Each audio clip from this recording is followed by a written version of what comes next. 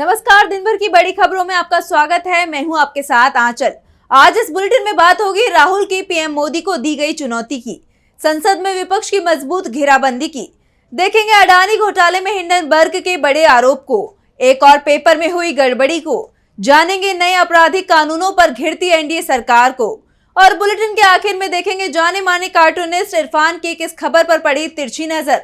लेकिन दिन भर की तमाम बड़ी खबरों से पहले एक नजर आज की सुर्खियों पर। डीएमके सांसद कनिमोझी ने राज्यसभा में बीजेपी के 400 पार के नारे का उड़ाया मजाक, बोली अब की बार चौकोबार सरकार। सीजेआई वाई चंद्रचूड़ ने देश की न्याय व्यवस्था को लेकर दिया बड़ा बयान, बोले अदालत को संविधान के अलावा किसी और की सेवा नहीं करनी चाहिए। महाराष्ट्र में मराठा नेताओं से मनोज जरांगे की अपील, आंदोलन में एकजुट हो या विधानसभा चुनाव में नतीजे भुगतने को तैयार रहें। शेयर बाजार में गिरावट, 34 अंकों की गिरावट के साथ 79,441 पर बंद हुआ सेंसेक्स, तो 18 अंकों की गिरावट के साथ 24,123 पर बंद हुआ निफ्टी। ये तो थी सुर्खियां। अब बात आज की सबसे बड़ी खबर की। देश में सियासी पारा हाई है। संसद में विपक्ष के नेताओं ने एनडीए सरकार की पहले से ही जबरदस्त घेराबंदी कर रखी है, तो वहीं अब संसद के बाहर भी कांग्रेस सांसद राहुल गांधी ने सरकार की नींद उड़ा दी है। नेता विपक्ष ने पीएम को चिट्ठी लिखकर बड़ी मांग की है, तो वहीं लोकसभा स्पीकर ओम बिरला को भी चिट्ठी लिखी है। देखिए ये रिपोर्ट। इस बार के लोकसभा चुनाव के बाद कांग्रेस सांसद राहुल गांधी एक नए ही अंदाज में नजर आ रहे हैं। उन्होंने लोकसभा में नेता विपक्ष की भूमिका संभालते ही अपने पहले ही दाव में सत्ता पक्ष को चारों खाने चित कर दिया है। किसानों से लेकर मणिपुर के मुद्दे पर राहुल ने सरकार पर जोरदार हमला बोला। नीट के मुद्दे पर हालांकि उन्हें चर्चा करने की इजाजत नहीं दी गई, लेकिन युवाओं के लिए राहुल ने अपनी लड़ाई जारी रखी है। इसी सिलसिले में उन्होंने पीएम मोदी को चिट्ठी लिखी है। प्रिय प्रधानमंत्री, मैं कल संसद में नीट पर बहस का अनुरोध करने के लिए लिख रहा हूं। हमारा उद्देश्य 24 लाख नीट उम्मीदवारों के हित में रचनात्मक रूप से संलग्न होना है, जो जवाब के हकदार हैं। मेरा मानना है कि ये बेहतर होगा अगर आप इस बहस का नेतृत्व करें। राहुल ने पीएम मोदी ही नहीं, लोकसभा अध्यक्ष ओम बिरला को भी चिट्ठी लिखी है और अपने भाषण से प्रमुख मुद्दों को रिकॉर्ड से हटाने पर कड़ी आपत्ति जताई है। उन्होंने अपने खत में लिखा, मैं ये कहने के लिए बाध्य हूँ कि हटाए गए अंश नियम 380 के दायरे में नहीं आते हैं। मैं सदन में जो संदेश देना चाहता था वो जमीनी हकीकत है, तथ्यात्मक स्थिति है। सदन का प्रत्येक सदस्य जो लोगों की सामूहिक आवाज का प्रतिनिधित्व करता है, उसे भारत के संविधान के अनुच्छेद 105(1) के अनुसार अभिव्यक्ति की स्वतंत्रता हासिल है। सदन में लोगों की चिंताओं को उठाना प्रत्येक सदस्य का अधिकार है। दरअसल संसद के रिकॉर्ड में राहुल के 140 मिनट के भाषण को काटकर महज 40 मिनट का कर दिया गया है, जिस पर विपक्ष ने सरकार को घेर लिया, तो वहीं राहुल ने कहा कि सत्य को मिटाया नहीं जा सकता। एक तरफ राहुल की चिट्ठी को लेकर चर्चाएं तेज हैं, तो वहीं चर्चा आज के संसद की कार्यवाही को लेकर भी हो रही है। संसद में आज भी राष्ट्रपति के धन्यवाद प्रस्ताव पर चर्चा हुई। लोकसभा में पीएम मोदी ने जवाब भी दिया, लेकिन पीएम पर विपक्ष की आवाज भारी पड़ गई। तो संसद में विपक्ष ने कैसे की सरकार की घेराबंदी, देखिए इस रिपोर्ट में। संसद सत्र के 7वें दिन सदन में काफी शोरगुल सुनाई दिया। विपक्षी सांसद जब सरकार की घेराबंदी कर रहे थे, तो सत्ता पक्ष के लोग लगातार टोका टोकी करते रहे, लेकिन जब पीएम मोदी के बोलने की बारी आई तो विपक्ष ने उन्हें तमाम मुद्दों पर घेर लिया। विपक्ष ने तमाम मुद्दों को उछालते हुए जवाब मांग लिया। विपक्षी सांसदों की आवाज में पीएम मोदी की आवाज दब गई। पीएम मोदी लोकसभा में राष्ट्रपति के अभिभाषण पर धन्यवाद प्रस्ताव पर बोल रहे थे, तो विपक्ष के नारों से लोकसभा गूंज रही थी। विपक्षी सांसदों ने प्रधानमंत्री मणिपुर जाओ, प्रधानमंत्री शर्म करो और न्याय दो के नारे लगाए। पीएम बमुश्किल अपनी बातें रख पाए। तानाशाही बंद करो, जुमलेबाजी बंद करो के नारों के बीच पीएम को 2 बार अपना भाषण रोकना पड़ा। पीएम मोदी तो मुश्किल से अपनी बातें रख पाए, लेकिन सपा सांसद अखिलेश यादव ने लोकसभा में बोलते हुए एनडीए सरकार पर जमकर हमला बोला। अखिलेश ने कहा कि अग्निवीर योजना लागू करके देश की सुरक्षा के साथ समझौता किया गया है। सरकार ने आरक्षण के साथ खिलवाड़ किया है। ईवीएम को लेकर सपा सांसद ने कहा कि मैं उत्तर प्रदेश की 80 लोकसभा पर भी जीत हासिल कर लूंगा, तब भी ईवीएम पर भरोसा नहीं होगा। अखिलेश का आरोप है कि सरकार पेपर लीक इसलिए करा रही है क्योंकि वो नौकरी नहीं देना चाहती। वहीं टीएमसी सांसद कल्याण बनर्जी ने लोकसभा में चुनाव आयोग पर सवाल उठाए। बनर्जी ने केंद्रीय बलों के दुरुपयोग का आरोप लगाया, जिस पर स्पीकर ने उन्हें टोका, तो वहीं चर्चा के बीच भर्तृहरि मेहताब खड़े हुए। उन्होंने कहा, यहाँ चुनाव आयोग पर सवाल नहीं उठाया जा सकता, इसको ध्यान में रखते हुए बात करें। जिस पर कल्याण बनर्जी ने कहा, अभी अभी इतना गुस्सा, बाद में देखना क्या होगा। लोकसभा में आपने जहां सरकार पर भेदभाव का आरोप लगाया, तो AIMIM प्रमुख असदुद्दीन ओवैसी ने कहा कि अब लफ्ज मुसलमान पर भी पाबंदी लगा दी जाएगी। पीएम मोदी की आवाज विपक्ष के सवालों के आगे दब गई। विपक्ष ने मोदी सरकार की मजबूत घेराबंदी कर रखी है, तो वहीं अडानी मामले में भी एक बार फिर सरकार घिरती दिख रही है। दरअसल अमेरिकी रिसर्च फर्म हिंडनबर्ग ने अडानी को लेकर सेबी पर गंभीर आरोप लगाए हैं। ये मामला फिर चर्चाओं में है। एक बार फिर अडानी का नाम सुर्खियों में है। हिंडनबर्ग ने इस बार अडानी के नाम पर भारतीय बाजार नियामक सेबी पर गंभीर आरोप लगाए हैं। ये वही अमेरिकी फर्म है जिसने अडानी ग्रुप पर मनी लॉन्ड्रिंग और शेयर मैनिपुलेशन के बड़े आरोप लगाए थे। हिंडनबर्ग ने सेबी पर आरोप लगाते हुए कहा कि हमारे विचार में सेबी ने अपनी जिम्मेदारी की उपेक्षा की है।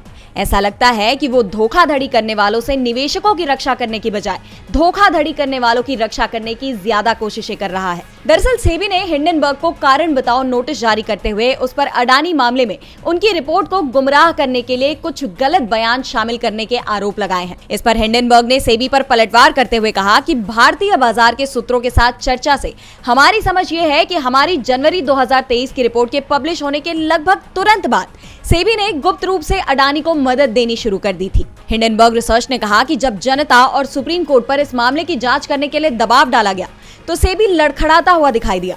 शुरुआत में ये हमारी रिपोर्ट के कई प्रमुख निष्कर्षों से सहमत प्रतीत हुआ। इसके साथ ही रिसर्च फर्म ने बताया कि सुप्रीम कोर्ट के इस रिकॉर्ड के अनुसार सेबी खुद को संतुष्ट करने में असमर्थ है कि FPIs को फंड देने वाले अडानी से जुड़े नहीं है। बाद में सेबी ने आगे जांच करने में असमर्थ होने का दावा किया। बता दें कि 24 जनवरी को हिंडनबर्ग रिसर्च ने अडानी ग्रुप को लेकर एक रिपोर्ट पब्लिश की थी, जिसमें उन पर शेल कंपनियों के सहारे शेयर मैनिपुलेशन और मनी लॉन्ड्रिंग के आरोप लगाए गए थे, जिसके बाद अडानी ग्रुप के शेयर में बड़ी गिरावट भी सामने आई थी।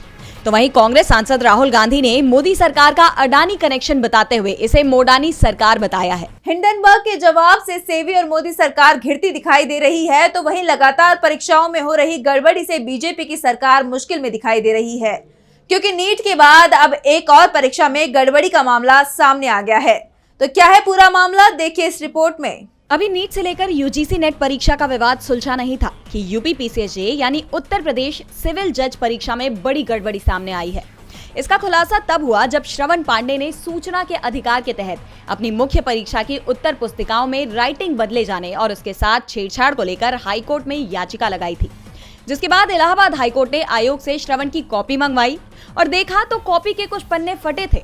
आरोप सत्यापित होने पर न्यायालय ने आयोग को ऑर्डर दिया कि सभी अभ्यर्थियों जो मुख्य परीक्षा में बैठे थे उनको बुलाकर उनकी कॉपी दिखाई जाए और आयोग जांच समिति बैठाकर इसकी जांच करे। इसके बाद आयोग ने सभी 18,042 कॉपियों की जांच फिर से कराने का फैसला लिया। UPPCS के सचिव अशोक कुमार ने कोर्ट में मान लिया कि परीक्षा में गड़बड़ी हुई है। इसे लेकर 5 अधिकारियों और कर्मचारियों को निलंबित कर दिया गया है। उन्होंने कहा कि 50 परीक्षार्थियों के परिणाम में हेराफेरी की गई है। इसके बाद कोर्ट ने कहा कि हलफनामे दायर कर बताएं कि कितने लोगों का परिणाम सही नहीं है। अगर इनका रिजल्ट फिर से तैयार होगा तो कितने लोग बाहर होंगे। चयन से बाहर जाने व अंदर आने वालों के लिए क्या प्रक्रिया अपनाई जाएगी। कोर्ट ने साफ संकेत दे दिए हैं कि UPPCSJ का परिणाम फिर से जारी किया जा सकता है। इस तरह एक बार फिर रैंक लिस्ट बन सकती है और जो लोग पदों पर काबिज होकर काम शुरू कर चुके हैं उसमें भी बदलाव होने की संभावना है। साफ है कि एक बार फिर बीजेपी की सरकार परीक्षा में गड़बड़ी के आरोपों में घिर गई है। एक तरफ परीक्षा में गड़बड़ी को लेकर मोदी सरकार पहले से ही मुश्किल में नजर आ रही है, तो वहीं अब सोमवार को लागू हुए 3 नए आपराधिक कानूनों को लेकर भी सरकार सवालों के घेरे में आ गई है। मोदी सरकार जिन 3 कानूनों की तारीफों के पुल बांधती थी, अब उन्हें ही लेकर बैकफुट पर नजर आ रही है। नए कानून के तहत दिल्ली में जो पहली FIR दर्ज हुई, उससे केंद्र सरकार घिर गई है। तो कैसे घिरी मोदी सरकार, क्या है पूरा मामला, देखिए इस रिपोर्ट में। NDA सरकार देश की कानून व्यवस्था में बड़ा बदलाव लेकर आई है। 1 जुलाई से अंग्रेजों के शासनकाल में बनाए गए कानून की जगह संसद में पारित 3 नए आपराधिक कानून लागू कर दिए गए हैं। हालांकि विपक्ष ने शुरुआत से ही इन कानूनों का विरोध किया है। इसके बावजूद ये कानून लागू किए गए, लेकिन अब इसे लेकर विवाद और बढ़ गए हैं। दिल्ली में नए कानून के तहत दर्ज पहली FIR ही विवादों में घिर गई है। मामले में सियासी बखेड़ा होने पर उसे रद्द करना पड़ा। दरअसल ये एफआईआर दिल्ली के कमला मार्केट थाने में दर्ज की गई थी, जिसमें एक रेहड़ी वाले पर सार्वजनिक रास्ते को बाधित करने की धारा लगाई गई थी। इसे लेकर कांग्रेस ने एनडीए सरकार पर हमला बोला है। कांग्रेस महासचिव जयराम रमेश ने ट्वीट किया कि पहली एफआईआर दैनिक आजीविका कमाने वाले व्यक्ति पर की गई है, इससे बुरा क्या हो सकता है। बता दें कि पुराने कानून के तहत ऐसे मामलों में धारा 283 लागू होती थी, जो जमानती धारा है और इसमें 200 रुपए जुर्माने का प्रावधान है, जबकि नए कानून के तहत धारा 285 में 5,000 रुपए के जुर्माने का प्रावधान है। रेहड़ी वाले पर एफआईआर को लेकर विवाद बढ़ता देख एफआईआर दर्ज होने के 12 घंटे बाद ही इसे रद्द करने की प्रक्रिया शुरू कर दी गई। इसके कारणों के विषय में किसी भी वरिष्ठ पुलिस अधिकारी ने कोई भी प्रतिक्रिया देने से इनकार कर दिया। केंद्रीय गृह मंत्री अमित शाह ने कहा कि कमला मार्केट थाने में दर्ज ये मामला नए कानूनों के तहत किया गया है। इसके लिए पहले भी प्रावधान थे और ये कोई नया प्रावधान नहीं है। लेकिन प्रशासन के इस फैसले ने एनडीए सरकार को सवालों के घेरे में ला दिया है। कल तक जिस कानून का वो श्रेय लेते नजर आ रहे थे, आज उसी को लेकर विवादों से घिर गए हैं। बीजेपी के 3 कानूनों का मुद्दा गरमाया हुआ है। बीजेपी विवादों से घिर गई है, तो वहीं सीएम केजरीवाल की गिरफ्तारी को लेकर भी सियासत गरमाई हुई है। केजरीवाल ने हाई कोर्ट में सीबीआई की गिरफ्तारी को चुनौती दी है। इस मामले में हाई कोर्ट में सुनवाई हुई। इस दौरान दोनों पक्षों ने अपनी अपनी दलीलें पेश की। तो क्या कुछ हुआ कोर्ट में, देखिए रिपोर्ट। दिल्ली के मुख्यमंत्री अरविंद केजरीवाल की याचिका पर आज दिल्ली हाईकोर्ट में सुनवाई हुई। कोर्ट में केजरीवाल ने अपनी गिरफ्तारी को गलत बताया है। दिल्ली हाईकोर्ट की जस्टिस नीना बंसल की कोर्ट में केजरीवाल के वकील अभिषेक मनु सिंघवी ने सीबीआई की कार्रवाई पर सवाल खड़े किए। उन्होंने कहा कि एफआईआर 2022 में ही दर्ज की गई थी। अप्रैल 2023 में समन किया गया और 9 घंटे पूछताछ की गई। उसके बाद अब तक कुछ नहीं किया गया और डायरेक्ट गिरफ्तार कर लिया गया। सिंघवी ने कहा कि हम गिरफ्तारी रद्द करके उन्हें हिरासत से छोड़ने की मांग कर रहे हैं। इसके बाद कोर्ट ने पूछा कि क्या आपने जमानत याचिका दायर की है। इसके जवाब में सिंघवी ने कहा कि अभी ऐसा नहीं किया गया है, लेकिन ऐसा करेंगे। अभिषेक मनु सिंघवी ने केजरीवाल के अरेस्ट मेमो पर भी सवाल उठाए और कहा कि ये भी कानून सम्मत नहीं है। सिंघवी ने कहा कि केजरीवाल को 3 दिन के लिए सीबीआई की रिमांड पर भेजा गया था। सीबीआई ने गिरफ्तारी के लिए झूठा आधार बनाया और कोई तर्क नहीं दिया। पहले से उपलब्ध सामग्री के आधार पर गिरफ्तारी की गई है, जो कि अवैध है और इसकी कानूनन अनुमति नहीं है। इसके बाद हाईकोर्ट ने सीबीआई को नोटिस जारी कर इस मामले पर जवाब दाखिल करने को कहा। सीबीआई को जवाब दाखिल करने के लिए 7 दिन का समय दिया गया है। अब इस मामले की सुनवाई 17 जुलाई को होगी। जहां केजरीवाल के मुद्दे पर सभी को फैसले का इंतजार है, तो वहीं विधान परिषद के चुनाव नतीजों ने बीजेपी को बड़ा झटका दिया है। लोकसभा चुनावों के बाद एक बार फिर शिवसेना यूबीटी महायुति पर भारी पड़ता दिखाई दे रहा है। महाराष्ट्र में हुए एमएलसी चुनाव में उद्धव गुट की शिवसेना का दबदबा देखने को मिला, तो वहीं बीजेपी को शिकस्त का सामना करना पड़ा है। देखिए रिपोर्ट। महाराष्ट्र में लोकसभा चुनाव में बीजेपी और उसके सहयोगी दलों को जबरदस्त हार का सामना करना पड़ा था। इसके बाद से राज्य में एनडीए टूटने की कगार पर है, तो वहीं विपक्षी गठबंधन और ज्यादा मजबूत होता दिखाई दे रहा है। अब महाविकास आघाड़ी ने बीजेपी गठबंधन को एक और बड़ा झटका दिया है। लोकसभा चुनाव के बाद महाराष्ट्र विधान परिषद की 4 सीटों के लिए चुनाव हुए थे, जिनके नतीजे घोषित कर दिए गए हैं। उद्धव ठाकरे की अगुवाई वाली शिवसेना को कुल 4 सीटों में से 2 पर जीत मिली है। उद्धव की शिवसेना ने मुंबई की दोनों सीटें स्नातक और शिक्षक वर्ग की जीत ली है। इसके साथ ये साफ हो गया है कि शिवसेना में फूट के बावजूद मुंबई पर अभी भी उद्धव का ही दबदबा है, क्योंकि दोनों ही सीटों पर उद्धव गुट के उम्मीदवारों ने एक तरफा अंदाज में जीत हासिल की है। शिक्षकों और ग्रेजुएट्स के द्वारा हुए विधान परिषद चुनावों में अजीत पवार की अगुवाई वाली राष्ट्रवादी कांग्रेस पार्टी एनसीपी और राज ठाकरे ने भी कैंडिडेट उतारा था, लेकिन दोनों दलों को ही हार का सामना करना पड़ा। बीजेपी और शिंदे गुट को एक एक सीट पर जीत मिली। बता दें कि मुंबई स्नातक, कोंकण स्नातक, मुंबई शिक्षक और नासिक शिक्षक निर्वाचन क्षेत्र में 26 जून को मतदान हुआ था। एमएलसी चुनाव में उद्धव को मिली जीत कहीं न कहीं एनडीए की परेशानी बढ़ाती हुई नजर आ रही है। महाराष्ट्र में कुछ ही समय में विधानसभा चुनाव होने हैं। ऐसे में महाविकास आघाड़ी की जीत एनडीए के लिए भारी नुकसान है। और बुलेटिन के आखिर में देखेंगे जाने माने कार्टूनिस्ट इरफान की किस खबर पर पड़ी तिरछी नजर।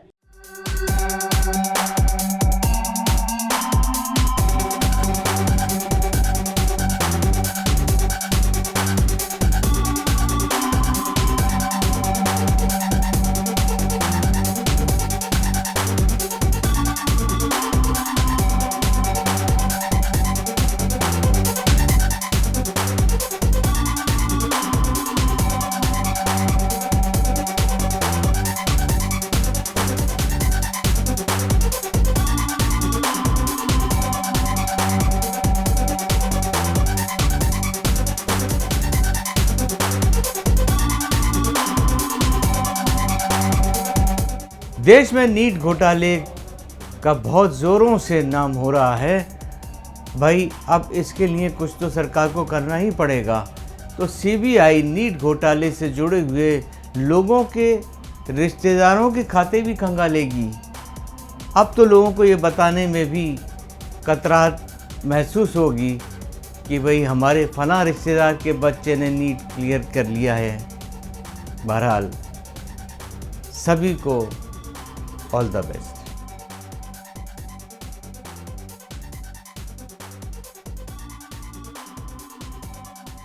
तो आज इस बुलेटिन में इतना ही। आप देखते रहिए डीबी लाइव। नमस्कार।